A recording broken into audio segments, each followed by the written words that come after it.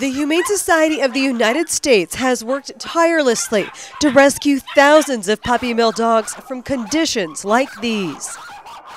Now the USDA is proposing a change to Animal Welfare Act regulations that would be the biggest move to lessen puppy mill cruelty in decades. We're very excited about the Obama administration's proposed rule to bring in an enormous class of large-scale commercial dog breeders under the regulatory authority of the U.S. Department of Agriculture.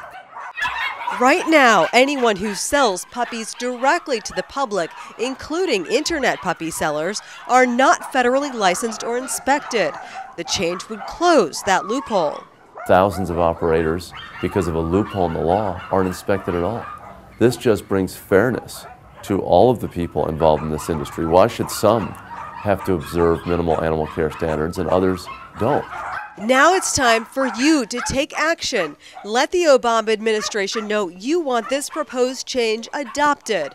The dogs are counting on you. We've got to get thousands of comments into the federal government to make sure that they adopt it and make it final. And we've got to make sure that we have an even stronger force advocating in favor of adopting it.